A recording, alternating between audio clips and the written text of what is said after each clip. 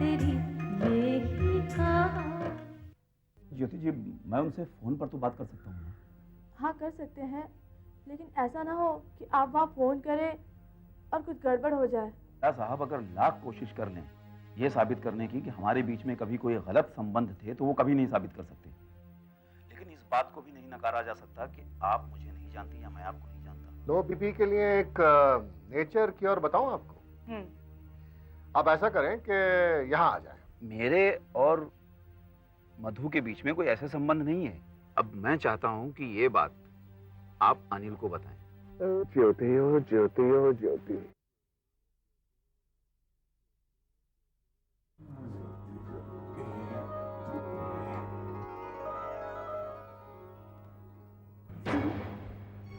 कौन है ज्योति? मैं एक डॉक्टर की दुकान में था। मैंने कैसा पता देखा कि डॉक्टर कह रहा है कि मेरी आंखों में ज्योति चली गई है। आप ना सुबह जाके पहले डॉक्टर से चेकअप करो। कभी नीलू कभी ज्योति, जिसके सपने देखने देखो। Don't disturb me. सोने भी नहीं देते।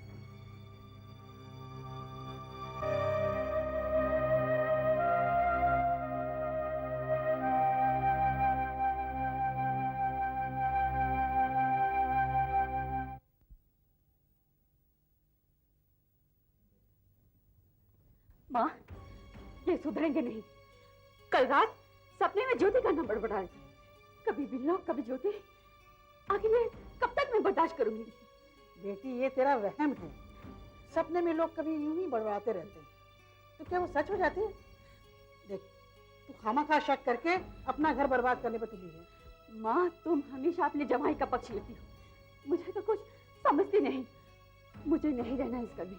नहीं रहना, नहीं रहना, नहीं रहना। शीला, बेटे शीला, लड़की तो पागल हो गई है।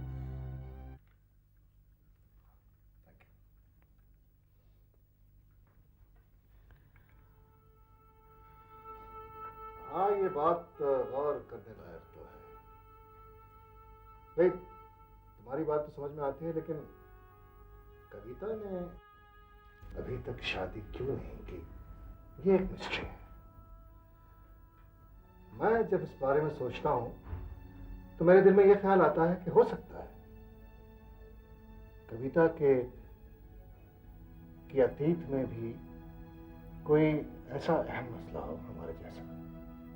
नहीं, ऐसा नहीं हो सकता। दीदी मुझसे कभी झूठ नहीं बोलेंगी। उन्हें तो पहला झटका उस वक्त लगा जब बड़ी दीदी ने अपनी मर्जी से शादी कर ली, और उसी गम में पिताजी का देहांत हो गया। और फिर उनके सोशल वर्क, आए दिन नए नए प्रॉब्लम्स, नई नई टेंशनें, इन सब चीजों की वजह से वो हमेशा चिड़चिड़ी रहती है। हाँ किरण, कभी कभी तो मैं भी ये सोचता हूँ कि कविता जैसी लड़की जिसमें इतनी कुव्वत बर्दाश्त हो, इतनी ज़हीन काबिल लड़की, वो मेंटली डिस्टर्ब कैसे हो गई? अब आप ही मुझे बताइए, क्या ऐसी हालत में मैं उनसे सच कहूं या झूठ, और उन्हें और टेंशन में डालूं? भाई, इस सूरत हाल में तो ये कहना पड़ेगा कि हाँ, तुम ऐसा कुछ नहीं कहो, कुछ नहीं करो जिससे कविता को कोई सदमा पहुंचे।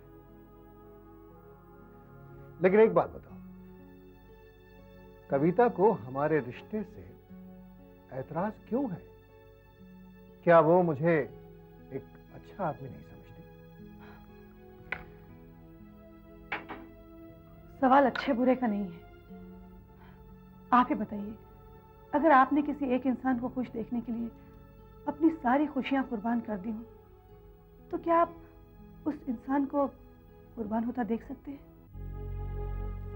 इसका जवाब तो मैं हालात देख कर ही दे पाऊंगा। अगर वो आदमी जिसके लिए मैंने अपनी जिंदगी कुर्बान की है, वो किसी बड़े मकसद के लिए, किसी अच्छे मकसद के लिए कुर्बान हो रहा है, तो मुझे फख्र महसूस होगा। लेकिन अगर वो किसी बेवकूफी के लिए कुर्बान हो रहा है, तो मुझे बहुत तकलीफ होगी। और दीदी हमारे प्यार को बेवकूफी समझती है। Damn it! अब मुझे यकीन हो गया कि कविता ने अपनी जिंदगी में कभी इश्क नहीं किया। अगर इश्क किया होता तो वो ऐसी बात नहीं करती, क्योंकि इश्क बेवकूफी नहीं है, ये तो दीवानगी है।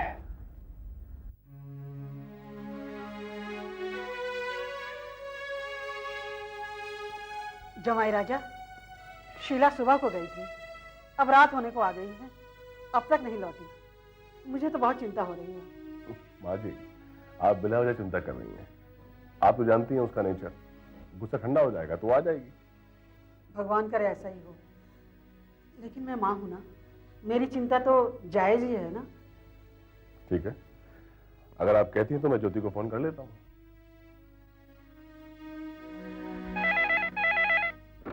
हेलो। हेलो ज्योति, शीला को फोन दे। जीजा जी, शीला तो यहाँ नहीं आई है। क्या? मैं सच कह रही हूँ जीजा जी। ठीक है, बाद में फोन करता हूँ। हेलो हेलो, ये बेल जा रही है क्या? हेलो, क्या हुआ बेटा, फोन नहीं लग रहा है? माँ जी, मुझे लगता है बेल जा रही है, एक्सचेंज में बेल जा रही है, फोन हेल्ड अप हो गया है। ऐसा करो बेटा, तुम खुद ही चले जाओ वहां। माँ जी आप चिंता मत करिए, वो आ जाएगी। हम आधा घंटा और देखते हैं, अगर वो नहीं आई तो मैं उसको लेकर आऊंगा। लेकिन बेटा। आप चिंता मत करिए, आप जाइए, आराम करिए, मैं हूं ना। अच्छा बेटा।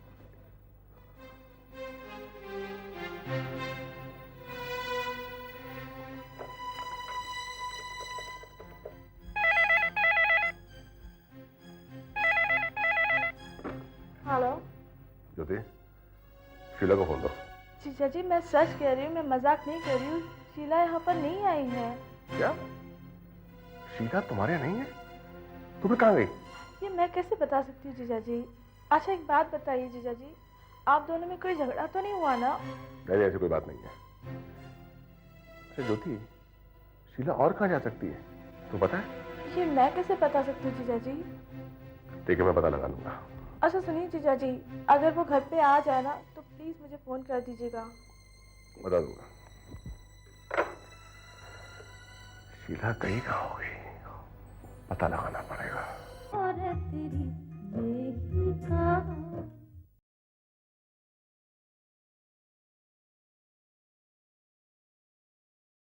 और तेरी यही कहा। किरण, ये कविता ने अभी तक हमारी वो वर्कर कॉलोनी की डिजाइनिंग हमें दिखाई नहीं। हमें उस पर जल्दी काम शुरू करना है। मैं आपको बताना ही भूल गई, पूना में कोई वुमेन्स वेलफेयर एसोसिएशन है, दीदी उसी का सेमिनार अटेंड करने गई। ये कविता आजकल वुमेन्स वेलफेयर में बड़ा इंटरेस्ट लेने लगे।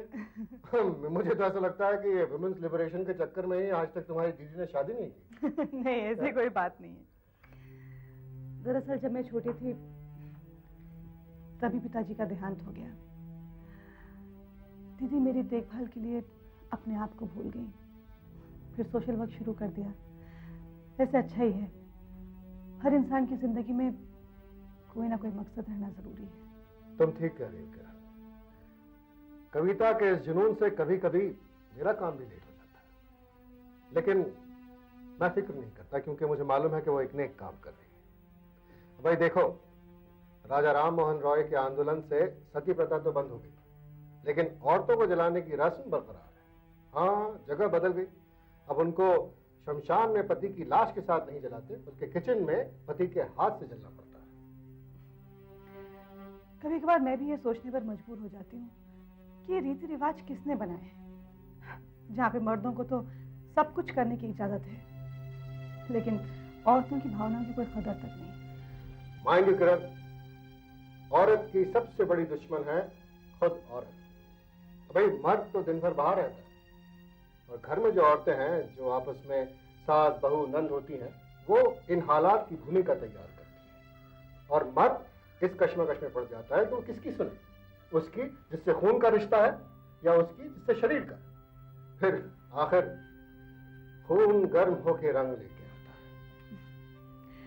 शायद इसी सच्चाई को जानकर दीदी ने आज तक शादी नहीं की, और शुक्र है मैं भी इस मामले से अभी तक दूर हूँ। देखिए साहब, ये तो आप लोगों की खुदगर्जी है। आप अपने आप को हालात से दूर रख के समाज की बुराइयों को नहीं सुधार सकते। हाँ, देखिए राय साहब, आप मुझे इस मामले से दूर रखिए, ये दीदी का डिपार्टमेंट है। वैसे एक बात पूछूं, अगर ये दीदी के विचार मेरे अंदर आ जाएं, तो आपका क्या होगा? अरे हाँ, डैम इट। मुबारक हो, मुबारक हो, मुबारक हो बिल्लू जी, मुबारक हो। ये लीजिए फूल। क्या बात है भल्ला साहब, आप बड़े खुश नजर आ रहे हो। अरे भाई मैं आजाद हो गया। आजाद? हाँ। आजाद किस बात की? समस्या का समाधान हो गया। कौन सी समस्या की? विकट समस्या। हमारी धर्म पत्नी शीला जी घर छोड़ के चली गई। घर छोड़ के चली गई? हाँ। अरे भाई उस दिन रात को उन्होंने आपको हमारे साथ देख लिया था, बस सनक सवार हो गई। झगड़ा कि तुम्हारा बिल्लो के साथ कोई चक्कर है, कोई रिश्ता है। अरे रे, ये तो बहुत बुरा हुआ। आपकी पत्नी मेरी वजह से घर छोड़ के चली गई है और आप खुश हैं। मैं तो लिफ्ट इसलिए मांगा करती थी कि हम दोनों के रास्ते एक थे। जी, लिफ्ट लेना और देने में कोई प्रॉब्लम नहीं है। प्रॉब्लम है तो सिर्फ मेरी बेबी। सर मैं क्या बताऊं, शक्की मिजाज, झगड़ालू, सारा घर का माहौल खराब कर रखा है उसने। शीला जी, अरे मैं क्या बताऊं आपको किस स्थिति में मैं जी रहा हूं। मैं आपको अपना हमदर्द समझता हूं। आपको पता है शीला मां नहीं बन सकती, और मुझे बच्चों का कितना शौक है। शायद आप मेरा ये दर्द समझ सके और इसका इलाज आपके पास हो। अच्छा भला साहब, हम एक काम करते हैं, हम किसी अच्छे से रेस्टोरेंट चलते हैं, वहां बैठ के आराम से बातें करते हैं। आप मुझे 2 मिनट दीजिए, मैं अभी चेंज करके आती हूँ। अच्छा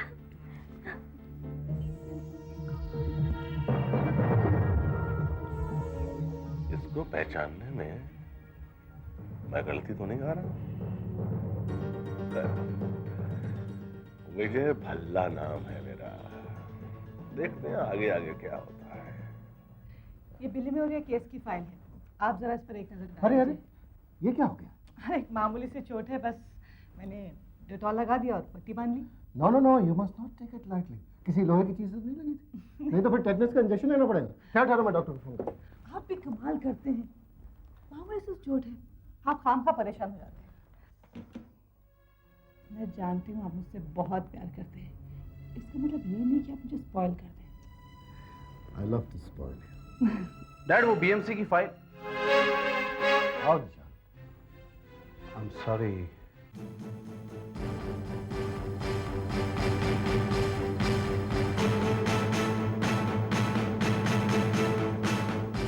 वो फाइल राहुल की तरफ से। Alright dad, I see you letter.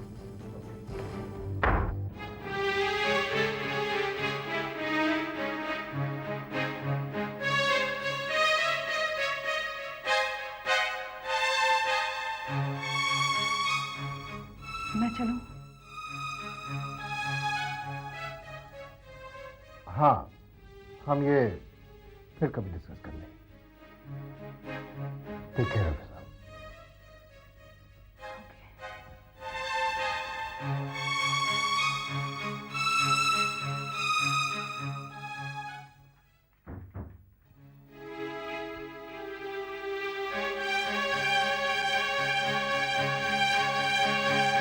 और तेरी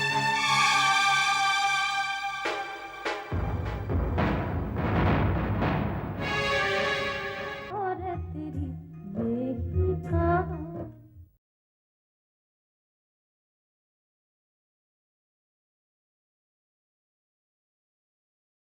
और तेरी बेहिका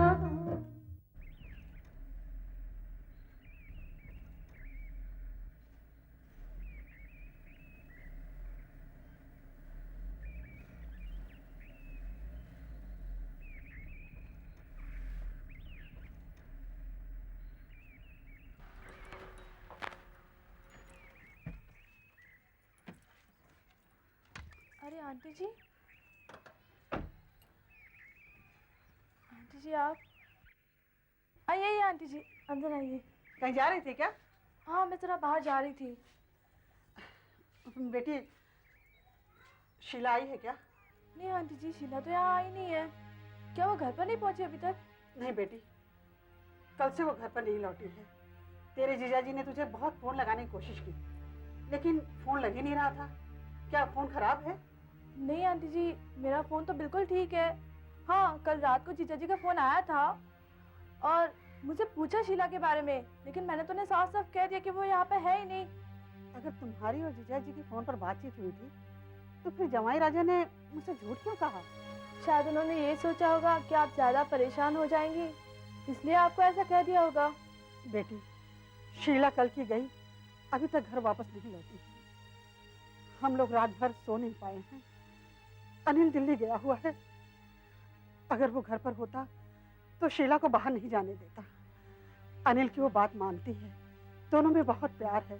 हाँ आंटी जी, शीला ने मुझे कई बार कहा है कि वो अनिल भैया की हर बात मानती है। बेटी, जवाई राजा ने उसे सब जगह खोज लिया, जहाँ जहाँ वो जाती है, लेकिन उसका कहीं भी पता नहीं है। ये आप क्या कह रही हैं आंटी जी? शीला जब भी जीजा जी से झगड़ती थी, वो हमेशा मेरे पास आती थी, लेकिन इस बार तो वो यहाँ पर भी नहीं आई। वो मेरी इतनी अच्छी दोस्त थी कि वो अपनी हर दिल की बात मुझे बताती थी और मैं भी उसे सब बताती थी, लेकिन इस बार तो मुझे कुछ नहीं बताया। बेटी, बेटी मुझे बहुत डर लगा है। शीला अभी तक वापस नहीं आई, पता नहीं वो कहाँ चली गई। मैं कहाँ ढूंढूं उसे? पता नहीं मेरी बेटी कहाँ खो गई। मेरी बेटी कहाँ खो गई? आप हौसला रखिए आंटी जी। मैं मानती हूँ वो गरम दिमाग की और गुस्से वाली जरूर है, लेकिन जैसे ही उसका गुस्सा ठंडा हो जाएगा वो आ जाएगी। तुमने ठीक कहा बेटी कि वो गरम दिमाग की है, पर जिद्दी भी तो बहुत है। एक बार जो मन में ठान लेती है वो करके ही दम लेती है, चाहे भले उसकी जान भी क्यों ना चली जाए। ये अच्छी तरह मैं जानती हूँ। बेटी, तू मेरा एक काम कर दे। हाँ हाँ बोलिए आंटी जी। शीला जहाँ जहाँ जाती है वहाँ वहाँ जाकर उसका पता लगा ले। मैं जल्द से जल्द उसका पता लगा के आपको बताती हूँ आंटी जी। ठीक है बेटा, चलो तुम कहीं जा रही थी ना, मैं तुम्हें छोड़ देती हूँ। आप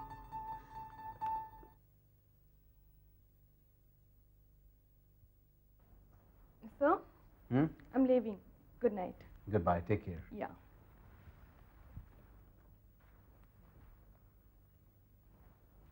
पाटिल, जी सर। वो कंप्यूटर रूम में कौन कौन है? सेंट्रल मैडम में बाकी सब जा चुके हैं। ठीक है, सिंड्रेला मैडम को भिजवा दो। जी। और सुनो, हाँ 2 कप कॉफी भी भिजवाना और जी। कुछ बिस्किट्स भी। जी सर।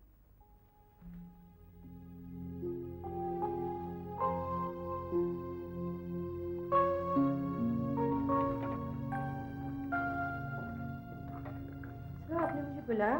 या please take a seat.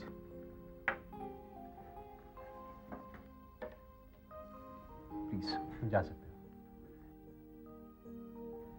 Cinderella, मैंने तुम्हें इसलिए याद किया कि सब लोग जा चुके हैं और तुम अब तक काम कर रही हो। क्या बात है? सी यू नो कि I recently joined our office और मुझे तो बिजनेस की ज़्यादा मालूमात भी नहीं है। You been associated with the company for a long span, शायद तुम बिजनेस के बारे में ज़्यादा कुछ बता सको, इसलिए मैंने सोचा कि तुमसे जानकारी हासिल की जाए। You see, I just went through the accounts and मैंने पाया कि हमारा फाइनेंशियल ग्राफ जो है बहुत डिक्लाइन कर रहा है। It's descending. Why? What is the reason behind it? I mean our financial status is fluctuating. क्या ऐसी बात है? What is the reason behind this? मैं क्या कह सकती हूँ, ये बात तो सर ही बता सकते हैं। बट सिंड्रेला, मैं तुमसे इसलिए जानना चाहता हूँ क्योंकि you are the person who is associated with that for a long span and सिर्फ इतना ही नहीं बल्कि I think you are the best person who knows that in and out. देखो, मैंने पाया डैड बहुत टेंशन में है। साथ ही साथ just the other day when I entered his cabin, तो वो हमारे लीगल एडवाइजर है ना, क्या नाम है उनका, एडवोकेट सिन्हा, और उन्हें मैंने डैड के कमरे में पाया and they were very uncomfortable on seeing मी। तो क्या बात है सिंड्रेला, वो लोग मुझे लेकर परेशान हैं? सर, ये आपका पर्सनल मामला है, इसके बारे में मैं कुछ नहीं कह सकती। ये तो मैं जानता हूँ, it's not nothing concerning official, but मैं सिर्फ इसलिए जानना चाहता हूँ सिंड्रेला कि देखो, डैड और मेरे बीच अगर कोई इख्तिलाफ होता है, कोई झगड़ा होता है, तो इस बात का फ़ायदा कोई तीसरा उठाएगा, द राइवल कंपनीज। और हम नहीं चाहेंगे कि किसी वजह से हमारा बिजनेस फॉल आए। You've got to confide in me, and I promise you that I'll see to it that you don't lose your job. Please, you've got to tell me. क्या वजह है, क्या ऐसी बात है जिसके लिए डैड इतने टेंशन में है और इतने परेशान से रहते हैं और इतने हिचकिचाए से रहते हैं? क्यों? सर शायद आपको एक बात पता नहीं है, आपके डैडी और मैडम किरण कॉलेज के बहुत अच्छे दोस्त हुआ करते थे।